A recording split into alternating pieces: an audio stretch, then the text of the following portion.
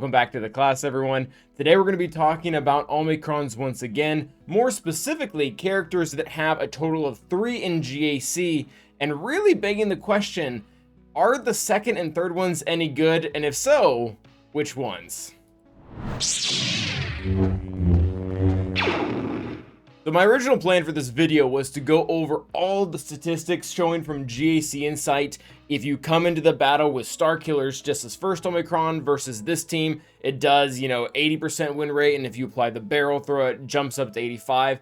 And I thought that would be really cool and informative because it would show with actual raw data that the Omicron is making a visible difference against certain comps, especially popular comps.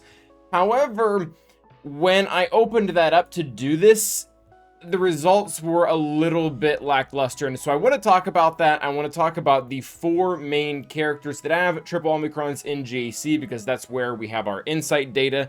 It is coming from there. And in addition to that, I want to talk about why the data might not be relevant, and after that I'll kind of give my own opinions on the second and third Omicron. So the whole goal of this video is for you to walk away either kind of feeling good about the decisions you've already made or feeling wiser about decisions that you should be making in regards to those second and third Omicrons for these 4 characters. As a reminder, the 4 characters are Ben Solo, Third Sister, Starkiller, and Malgus that currently exist for GAC right now. So what are we doing here? Why do we have Insight open? Why are we looking in my browser rather than in game? What I have done is I've gone through these 4 characters, taken a look at their data, all of them, how they do overall defensively, and then also within specific counters that they're most commonly used at. Right now we're looking at Starkiller's page and seeing how he does versus Rey. We're going to take a look at Malgus, see how he does versus Gas when he's on defense, see how Rey does when she's on defense again overall versus Cian versus Starkiller, as well as Third Sister versus Trey. These are kind of the most common counters, and I really want to see if the Omicrons are making a difference not only against those specific counters, but also against everything. So I'm not going to do this on every single one of them, but I want to show what we're doing a little bit here in regards to Starkiller. So what I've done is I've opened up GAC Insight through the past about 12 weeks. This is the best way that I found to mitigate Datacron's influence, because if you grab more than a 2-month period, you end up really excluding specific Datacrons that might have been used for Starkiller and or Rand. You can get a wider idea of what's going on.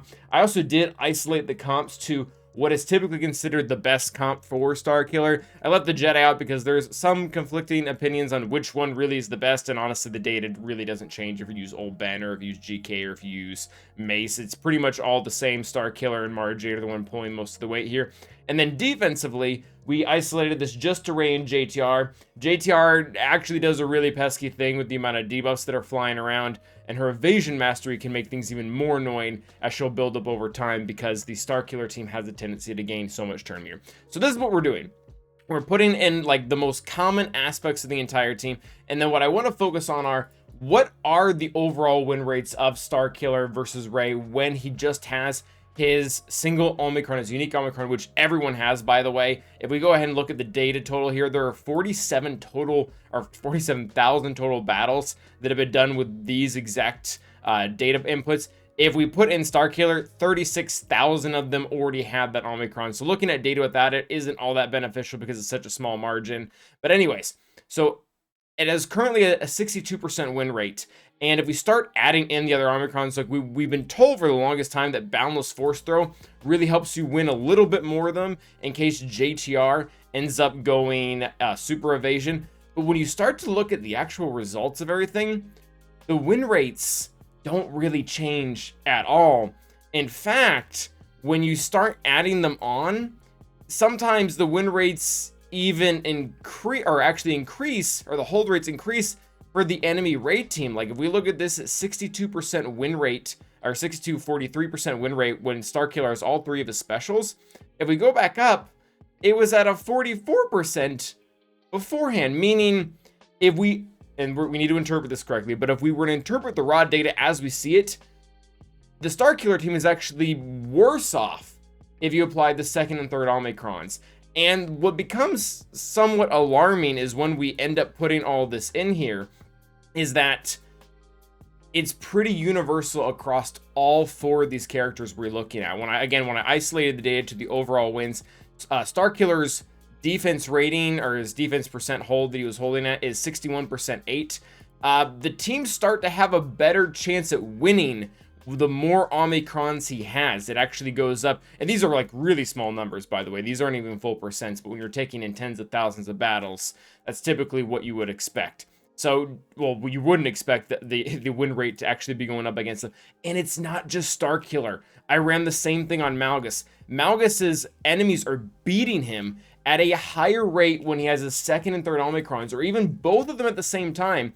And even if we look at specific matchups like Gas, who Gas is kind of the budget counter for Malgus right now, Gas is doing better the more Omicrons that Malgus has. Third sister, we go over to her. Treya is winning more the more Omicrons that the Reva team has. And it's not even just Treya. If we look at every single counter there is, the win rates are going up the more Omicrons the third sister team has. And it's consistent against pretty much all four of these main characters. Whether it be C's counter, actually this is the only example where it's not. I should point that out. The only counter that I specifically looked at when I isolated all the data is Ben Solo applying his second Omicron obscured against C comps. C actually does worse when it's applied, and that one makes perfect sense. I would have expected the win rates to be a lot lower after applying that one, because 4-turn healing immunity really just completely screws C. But the margin doesn't change that much. It's by 0.2%. So I don't know how many battles that is in the grand scheme of things. And so one thing that I do need to say before we really continue with this, we need to interpret this properly. When we go and look into the specifics of each of these abilities, it becomes very clear very quickly that the teams are not actually getting worse the more Omicrons we apply. I realize that the raw data is implying that, but that's really not true. It can't be true because of the way they function. So what I think is going on here is a combination of two things. Number one, the players that have the second and third Omicrons already applied on their team and are putting them on defense or using them on offense, they are probably much farther along into the end game. They probably have a better understanding of the counters. And on top of that, the people who are fighting probably also have stronger teams to go along with it. Therefore, even when they're applying the second and third Omicron, they're going up against a player who has a lot going for them as well. And that's really what's hurting it. That being said, though, you would want it to at least stay stagnant if that were true, instead of get worse, which that leads me to believe that most of these really are just a drop in the bucket, which kind of brings me to the second point that I was referring to when it comes to why this data we might be interpreting this data incorrectly. And that is, we are dealing with one data point in a sea of data points. There are so many other things that could change these win rates or modify them by 1 or 2%. Like I said, we could come in here and put a Jedi. We could be using the variation of Rey that is using Cal and Zori. We could be using the one that's using Hoda. There are so many different ways to kind of change up either Rey and Starkiller, or even Malgus and Gas. When I did Malgus and Gas, I tried to at least exclude HK so that they were somewhat consistent. But even beyond the team comp, we can go in here and even change the specific Kyber direction. If we want it to be for Kyber 3 or Kyber 5 or Kyber 1, we can go in and start setting specific relic levels. So basically what I'm getting at is, once we see all these data points and we start putting all them in, moving one alone really doesn't change all that much that is going on. The other thing that can be going on is, I guess this is kind of a third thing that I didn't mention, is a lot of people have already learned what does and doesn't work. So going back to the example of our good friend C, C versus the Raylo team, one of the reasons maybe why the win rate isn't actually that different when you apply the obscured Omicron is because most people have learned to just stop taking C against it. By the way, this data point was used taking 35,000 battles, but at the same time, I don't know if most of those were happening in Kyber 3 or Kyber 4. We start having to include other sets of data. So according to the data, the Omicrons really, the second and third really make little to no difference. I realize that there are very niche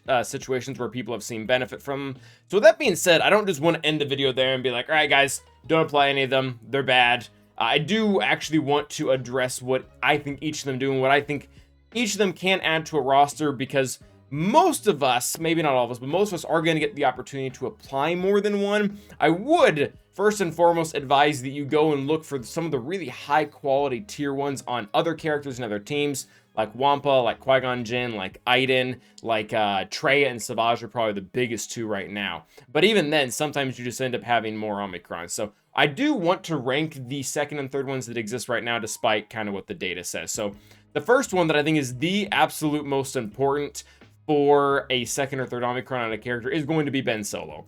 Ben Solo's second one, and this is that the data would actually agree with us in this regard, that the obscured one, this does actually change some matchups. It changes specifically the C matchup. I've seen it change the JML matchup as well. If you're allowed to apply 4 turns of healing immunity that can't be dispelled or resisted onto, say, Jolie or C himself, it can really mess up the whole match, because the raid team has a ton of damage, whether it be from whirlwinds, whether it be from Ben himself or from the ultimate ability. There's a lot going on there that healing immunity can really sink a lot of even top tier characters. So that to me is the most important one if you have to apply a second or a third.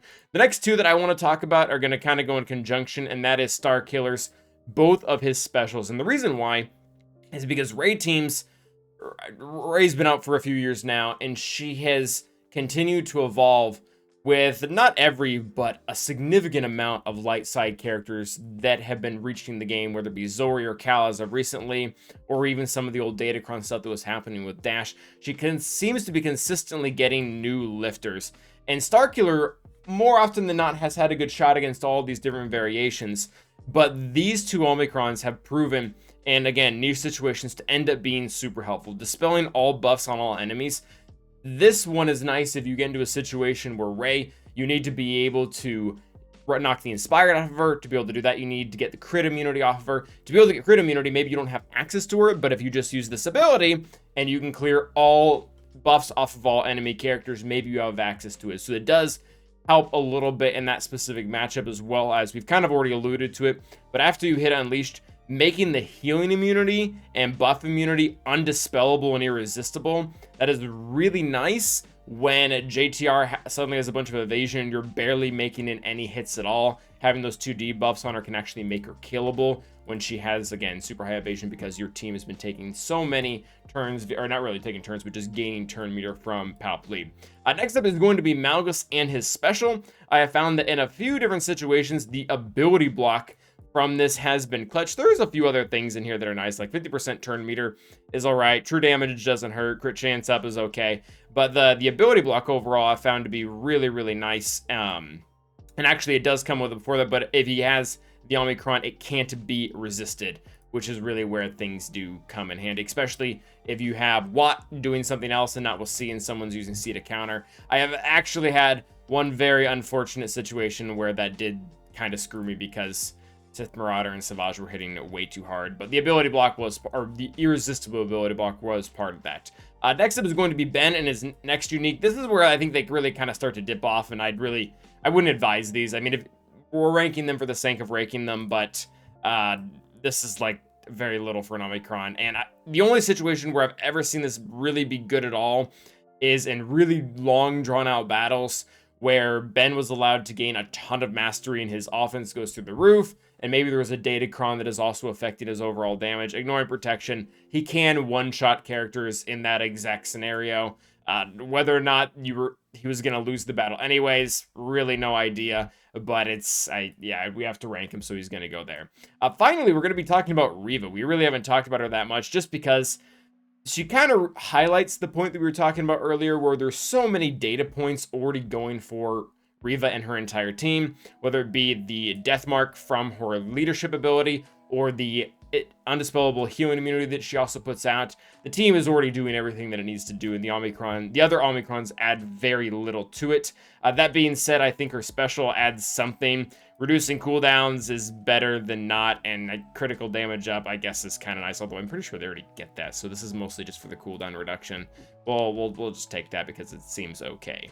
We're pretty far down the list. And then next is going to be Malgus. Malgus' unique is actually really sad, and for 2 reasons. Not really the unique, but the unique Omicron. Reason number 1, this is a 5v5 Omicron. It doesn't specifically say that, but in 3v3, it's pointless. Like, all you have to do is the math. So doubt will spread when it leaves one character to two other characters normally. Without the Omicron, that's normally what it does. And if you apply the Omicron, it actually goes to all of the enemy characters rather than just the two. Do the math. If you're in 3v3 and it's applied to the one character and it goes to two other, that's the entire team. So in 3v3, you're not changing anything at all unless, I guess, Aphra is going against your team. So that there's kind of that, but Aphra doesn't have a cleanse, so this is also irrelevant. The other thing that is upsetting is what I just mentioned in regards to the cleanse. So it says here, instead, the first time each turn doubt is dispelled on an enemy, all other enemies that didn't already have it are inflicted with doubt for 2 turns. If it's dispelled, this basically means if it goes away naturally, it doesn't spread. It actually has to be dispelled and cleansed off of them, which is just a major setback because it cuts out anything that doesn't have the spell. And like I said, most teams do, but like Aphra, for example, doesn't. And Aphra actually can beat some Malgus comps. So overall, Malgus is going to fall pretty low on the totem pole, at least for his unique. And last, and definitely least, is going to be our good friend Reba. Once again, the team just has so much going for it. This is just never going to really change any matchup ever. Whenever Third Sister survive from hatred, half the time she gets annihilated, whether it be from bounty hunters on the opposite side or Treya, so she's not going to get to be revived. She gains 100% offense until her next turn and ignores taunt. I mean, so what? Like, is everything going to perfectly line up where you're to the point where you're losing the battle, they get a kill off on your tank, and now the odds of the enemy team having someone within killing distance where this is going to actually make a difference, I just don't see it at all. So definitely the last on the list when it comes to these second and third Omicrons for these characters. Let me know what you guys think. Let me know maybe why, according to the data, these are really just making little to no difference at all. And really, what characters would better benefit from the Omicron than, saying giving a second one to Malgus? Aphra is definitely one that comes to mind right now. I think hers allows her to do a lot of cool things to a lot of different team comps. So that is going to be it for today. Thank you guys for watching. And as always, stay awesome.